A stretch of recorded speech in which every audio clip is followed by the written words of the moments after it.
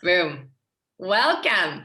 Welcome back, you guys, to the Soul Hustle Summit series. And with me today, I am going to introduce to you an Amazon best-selling author, an amazing money mindset and business and sales coach to coaches. She is the coach of coaches, Betty Barnette. And we are going to talk today about money mindset. I mean, I had this conversation yesterday about like where your comfort level is in terms of income threshold. And, I have found over my lifetime that it's been really incremental, little jumps and leaps into the next level, and then you kind of break through that next level, next level.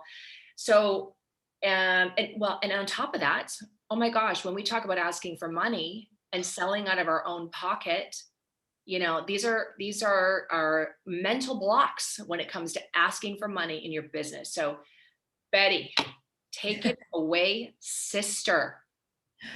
I thank you so much for having me here. I really appreciate this. I'm so excited to just get in front of all of these people and share a little nugget that might just open up a mindset shift that they didn't have before. So thank you for having me. Well, thank you for being here, my darling, and I can't wait to hear your bombs and nuggets on this topic. So tell me what's your process for working with your clients around money mindset. And if I leap out, it's because I realize I need to get my charger or my phone, my laptop is going to die. So we're rolling. So just keep talking. Yeah, so what is my process? You know what, actually, if it's okay with you, I'd like to just tell you a little story that kind of explains what the process is. Would that be all right? This is your show, sister. All right. Well, I love this parable because it really helps highlight what it is that we're doing with ourself. And it's the story of the Golden Buddha. And so there was this monastery in this little town that, was built around the monastery. And all of these people loved and worshiped this Golden Buddha that they had outside. And it was really just the pride of the village, right? And then one day they got word that a neighboring village was invading and was going to be coming through with their army. And so they panicked and they thought, oh no, they're going to destroy our Golden Buddha. What can we do? And so what they did is they got mud and concrete and they completely covered up everything that was gold on this Buddha so that you could only see the concrete and the mud. So they wouldn't want to pillage this beautiful statue, right? And years went by and the army kept coming through. So they just left it the way it was until it got to the point where all of the people in the village that remembered that the Buddha was actually golden were gone. And so they had forgotten that this golden Buddha even existed until one day this monk was praying at the bottom of the Buddha and a little piece of the concrete fell off. And as that little piece of concrete fell off, he looked up and he could see the sun shining on the gold. And so he ran up to the monastery and he was like, the Buddha is golden, the Buddha is golden. And so all the villagers came down, all the monks came down, and they started chipping away at the concrete and the mud that had been encasing this golden Buddha all these years. And as they did that, the gold was revealed. And I tell this parable because this is what I do with limiting beliefs around money and other things is we are all golden inside. Our true self, our soul is golden. It is meant to be abundant. It is meant to be free and happy. And we forget that, like we have all of this conditioning and all of these beliefs that were given to us probably with good intentions, but all of these beliefs that are keeping us from remembering that we're golden inside and remembering us that we are meant to be abundant. And so with my clients, what I do is I chip away a little bit of that concrete, one belief at a time. If I want a lot of money, then that means I'm greedy or I'm not spiritual. If only bad people, or if I get rich, I will become a bad person. If Work has to be hard, like all of those beliefs. I'm not worthy, I'm not enough, people will never pay me that. Why would they choose me when they could choose somebody who's better? Like all of that, that's all the concrete that's making us forget we're golden. And so that's what I do. That's my process. I love that. And what do you find the biggest breakthrough with your clients is? Like what are the top three money blocks that you see over and over again? And what shifts for your clients when they break through those? Yeah, thank you for asking that. My top three, well, I would say the first one is their money story, which is the story that they grew up with. What Mhm. were they taught about money? What did they see around money growing up? And it's not always, oh, well, I was poor. And so, I mean, it doesn't matter if you were brought up wealthy or if you were brought up struggling. Everybody ends up having some sort of money story that lingers into our adulthood. And Mhm. it's kind of running the show. It's kind of setting our set point of like you said in the beginning, like, our my income has been incremental because you have this set point of where you feel comfortable. And sometimes even when you get more, you'll things will happen. All of a sudden your car will, need new tires, or Yeah. something else will happen, and all of a sudden you're back down to where you were. Like we always have this set point, and that Yeah. usually comes from our childhood and that money story. So when we start to uncover that, that's when they get to upgrade that story, take the positive intention from that childhood story, keep that positive intention, and then create a new, better story that's more empowering for their adulthood. Like the ego, the enemy, Mhm. its role is to keep you safe, keep you from out of pain, away from pain. And so what's familiar is safe. It's not necessarily what we want, right? Yeah. Yeah. So we run at that like same level vibration. So like how do you work with someone? I mean, I know over the years I've used like dozens of different processes and different visualizations or meditations or NLP or rapid eye movement or Mhm. reframing like the actual story like a movie in your mind. Like how do you work? All of that. All of that. Oh, all of that. Yes, Yay. and Do you yeah. find that, I mean, do you find that some people are more resistant to that inner journey experience? Or do you find that if they've come to find you, they're already there, they're ready for that shift? I'm really very present to meeting people where they're at.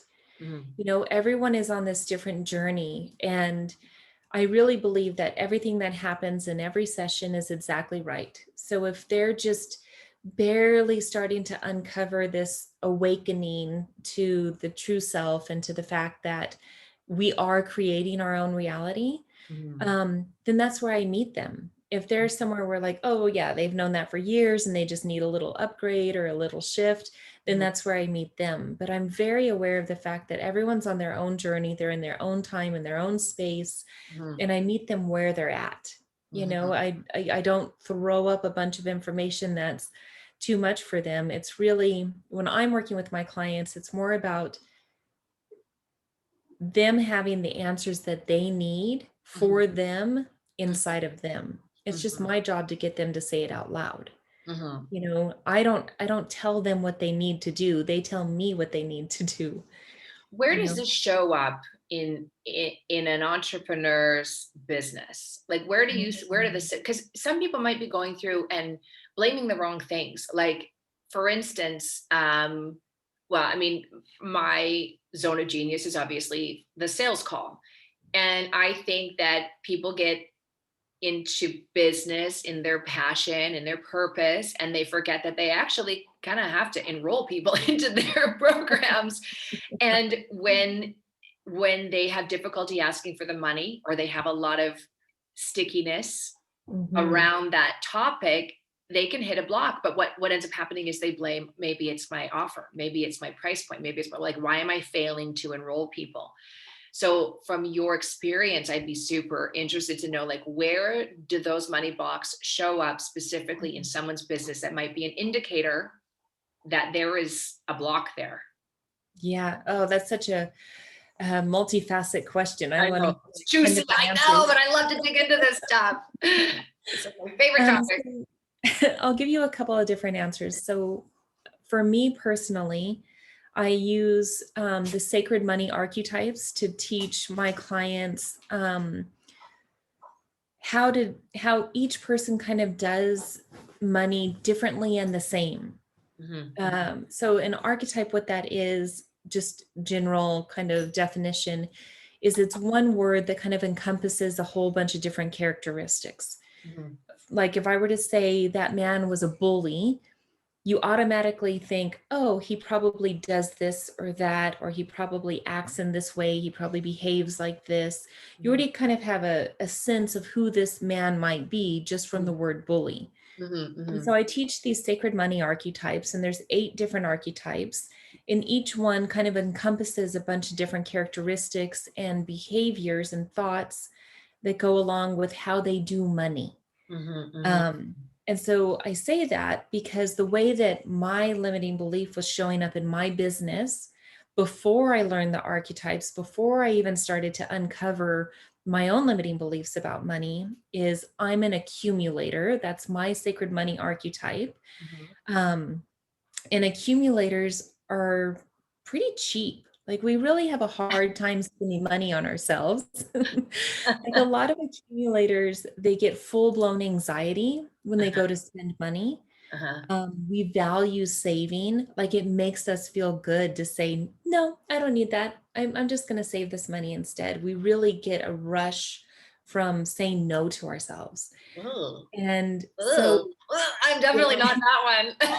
no, but a lot of people are. And then there's like the complete opposite, which is like the celebrity or the romantic, who they kind of come at stuff from this place of, I want all the best in life and I want it now. And I want to be able to enjoy the finer things of life. And they have this underlying belief that there's always going to be more.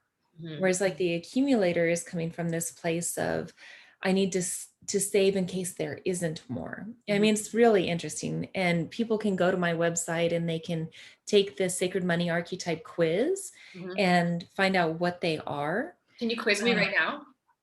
Yeah. Could you profile me live right Oh, no, here? no, Live profile me. but you can go take that quiz, but I would say, yeah, I'm leaning towards the celebrity on you and Maverick. You're definitely somebody who's Definitely, a I am trendsetter. definitely a maverick. I did a like an archetype. What else? I had something else. The maverick and something else. Anyways. Yeah. But so I bring that up to say, before I did all this work around my own money beliefs, before learning the archetypes, I was believing that everyone did money like me. And Mhm. so if everyone was doing money like me, they weren't going to spend money on me. It was hard for me to believe that somebody would pay for a coach, that somebody would pay that much for a coach, because I couldn't pay that much for a coach for myself Mhm. because of the accumulator in me. And so Mhm. when it came to that closing, the that sales call, when I was trying to invite people into my program, even though I knew that I could help them, I knew that I had an amazing service that I was trying to share with them, all my money stuff would come up and it would be like, they're never going to pay this, they're Mhm. never going to say yes to me, like this is way too expensive, who Mhm. does that? Like I would had all these beliefs. And so, you know what I did?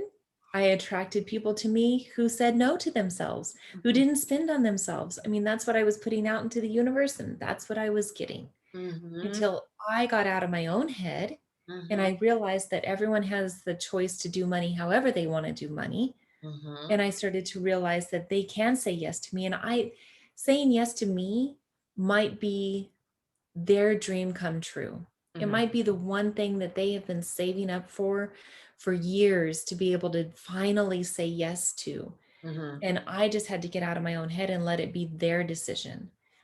So I do see that in people who are in all sorts of different fields, who they go to sell something and they feel guilty or bad or wrong, like you're taking another person's money, Mhm. and it feels icky. And so how do we let it be okay that they can make their own choice?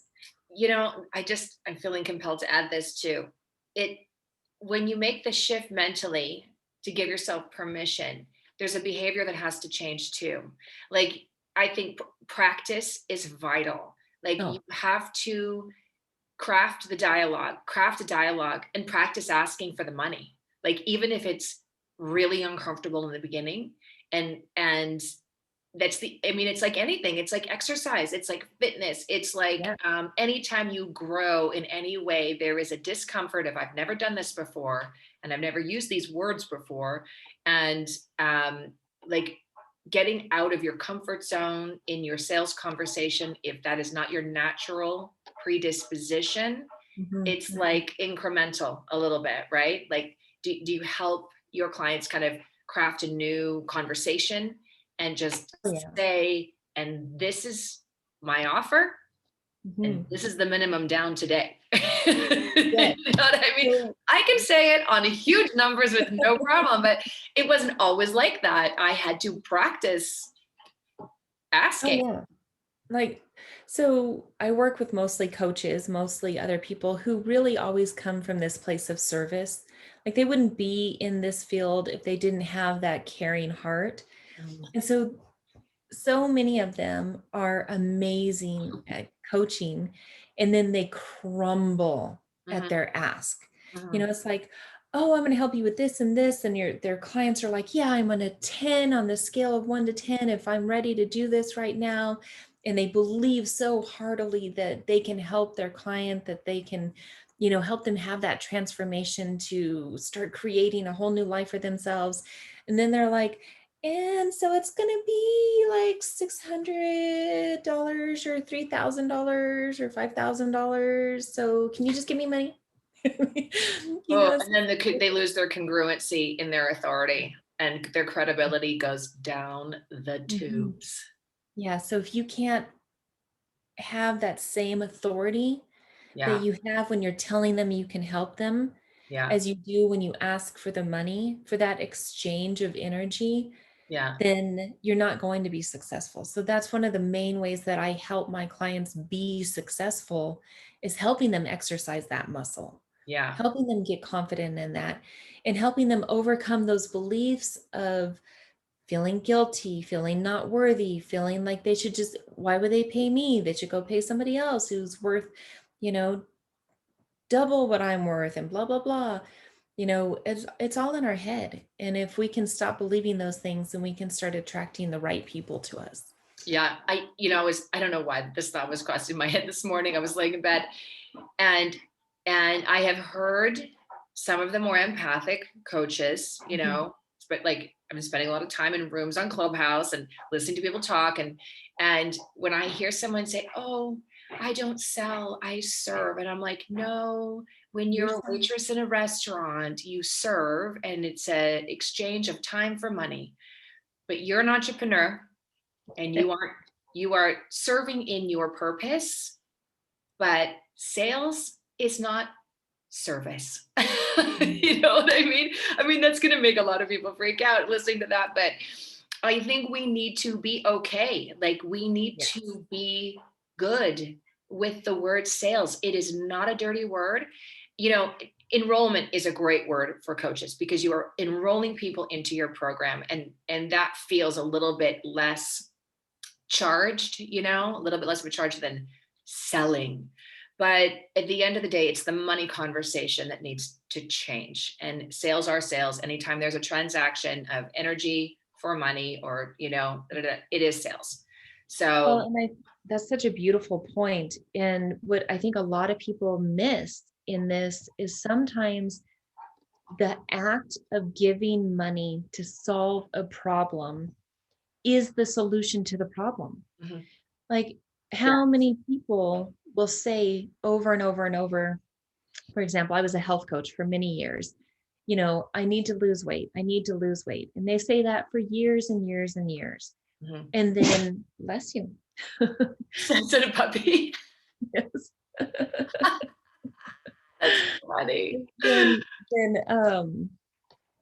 they finally would hire me as their coach and have that exchange of money and say, okay, this problem has gotten big enough now. Mhm. that I'm willing to pay to have somebody help me solve it. Yeah. That exchange of money was the catalyst that they needed to make it a priority. Yeah. Now that they've spent the money, now it is their priority to start working on this problem. Yeah. And right up and until I took that money out of their account, or processed their check, the problem wasn't that big. It Mhm. wasn't ready to be solved. Mhm. When they say, okay, I need this so much that Mhm. I'm willing to pay for it, that alone is already a transformation. They are already starting to succeed just by having that exchange. And so coaches in specifically need to get okay with have empowering their potential client to have that exchange. Mhm. I absolutely 100% agree that the transformation begins in the enrollment call. That's where the transformation, it's the commitment to Yeah. make some changes in your life starts. And when you fail to get on the call, like I have seen programs out there that are, digital coaching, business in a box that lets you avoid getting on a sales call. And listen, Mhm. you are not transforming anyone's life if you can't establish that commitment to move forward and Mhm. implement what you are going to offer as a transformational coach, Yes. Yeah, right? absolutely. So Mhm. let's pull our ovaries out of our purse and ask for the business, Yeah. right? Yeah. Because they So, sure don't have a hard time asking for the business. I mean, men are much better at that. They're like, no, here's my price and here's what it is. I had to go to see a doctor yesterday, and it was a follow-up from, a test that he made me take.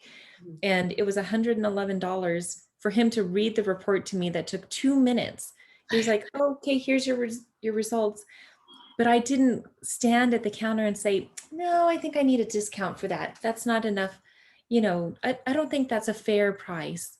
No, that is his price. That's what he charges, and that's what I paid. mhm. And So my expectation isn't he should discount that, you know? yeah, okay. How do we, so the price is the price, right?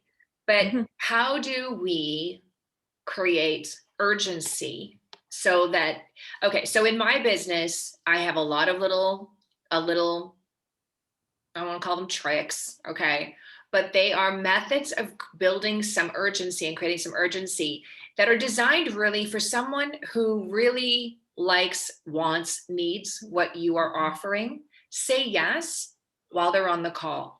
Do you have a process when when you're coaching your clients as a sales coach, or when you're enrolling clients into your program, that you can um, build that urgency that's going to get them over the edge? Because I mean, you want to work with people who are ready, but how do you stop them from, I guess it's what I'm a big believer in, deal with the objections before they come out. So I Yes. want people to be ready to say yes when I get on the call with them early on. And then I give them the gift of a damn good reason to say yes. Like, you know what? Like a little bit of scarcity, Mhm. or maybe a little bit of a, you know what, just to get you over the edge while you're on the call with me, I'm going to offer this extra value in Mhm. order to encourage you to step in while you're on the call with me. Have you used any kind of, Yeah, I mean, I was actually in car sales for many years. And I'm telling I'm sure you in car sales, all the same stuff. they they have spent millions of dollars to work that down to a science. Every See, sentence your car salesman is saying to you is calculated. Just saying. But but it yeah. works, and I see it as a gift, you know? Right. And if coaches can learn that, or other entrepreneurs can learn that and get comfortable with overcoming the objections, with having that conversation confidently, then what do they get because of that? When I'm working with my clients specifically, so many of them had this dream, had this desire to go out and change the world. Like they want to heal the world. They want to help other women who are suffering from whatever they went through. They're wanting to help other people get healthy and stop going to doctors and medications and all of those things. They have this deep, deep rooted desire to help. Mhm. But for me, the urgency for them is, if they don't learn how to get clients to say yes to them, they're Mhm. going to have to go back to their soul sucking job and give up on this dream. Mhm. They're going to have to go back to spending their hours and their time and their day making somebody else's dream come true. Mhm. Because whatever job they had before, that was somebody else's dream. And now they're spending their time to make sure that they make lots of money and that they have the success that they were dreaming of. So I help my clients connect to, I want to use my hours and my time to make my dream come true. So Mhm. what do I need to do to make that happen? And Mhm. oftentimes you're right, it is getting comfortable with the money, getting comfortable with receiving the money, getting comfortable with accepting um, that they do even want to be successful, that they want that money. It's overcoming childhood limitations that were put on them around religion and all sorts of stuff. And it's overcoming their fear of having that money conversation. Mhm. Mhm. You know? Well, I know God says in the Bible, and I'm not going to paraphrase because I'm no good at scripture, but we live in an abundant universe. We are co-creators in partnership with God, and we live we don't see nature struggling to expand and grow and thrive. You know, Right. I think these are lies. These are lies that have been imposed on us, and I truly believe that there are forces of evil out there who do try to oppress and keep us separate from our God-given co-creative power, Yeah, and and absolutely. and if we don't do our work on healing that, what I would call it sin, separation from God, these lies that we have been fed and have told ourselves that we are not enough, that money doesn't grow on trees, that there's not enough for everyone, that my value is time for money. These are all lies, lies, lies, and none of us can show up in the world until we eradicate these lies from our vocabulary and you know and our lives. Yeah. So there's my little sermon of the day. I love it. I love it. I often take my clients through just the simple like wheel of life. Like, how is your relationship to money affecting these other areas of your life? And a big one is relationship. Mhm. How many people um, are fighting with their spouse about money? Mhm. How many women are staying in bad relationships because they don't feel empowered around money? Mhm. How many women are fearful of paying bills, or how would I survive if I didn't have this? Yeah, I mean, The enemy there's so wants to much. keep us oppressed and squashed and not showing up in our full glory in our lives. So Mm-hmm. stop it. Yep. Create Stop the it. reality that you want. Yeah. But Call Betty. sometimes If this they don't is know how. you, 1-800, call Betty. BettyBarnett.com. Right? I love it. Okay, so Betty, I know that I kind of like roped you into this last minute. You're like, I don't know what kind of gift I have to offer. You yourself are a gift. Just know Thank you. that. But I know that you've got something that you want to share with our audience, and a further way for them to connect with you. So what did you bring? Yeah, so absolutely. I have a couple of different things, but the first one is I did just launch my book. It's Start Thriving as a Coach, Release Your Money Blocks, and Learn to Manifest Like a Master. Woo! And so anyone who wants it, they're getting a free copy of my book. I think it'll be in the emails where they Yeah, can download that. yeah. And then they can go take the Sacred Money Archetype quiz on my website and immediately learn what their number one archetype is. And then if they want to dive into that further, they can schedule an appointment from there where they can learn more about what their top 3 archetypes are and what their last one is, because our shadow side is also very important. Mhm. So you'll want to know like what's that hidden one? And when we can start The one empowering the that's strengths of sabotaging you all the time. That yeah. one? Yeah. So yeah, and then I have a Facebook community that they can join, my money mindset boot camps. There's lots of ways that I can meet people wherever they are in their journey of having a better relationship with money and feeling more empowered around it. Awesome. Okay, Betty, I'm going to make sure all your links are on this summit email right down below. Thank Awesome. you so much for taking the time. I know you're super busy entrepreneur and mom and wife. And Grandma.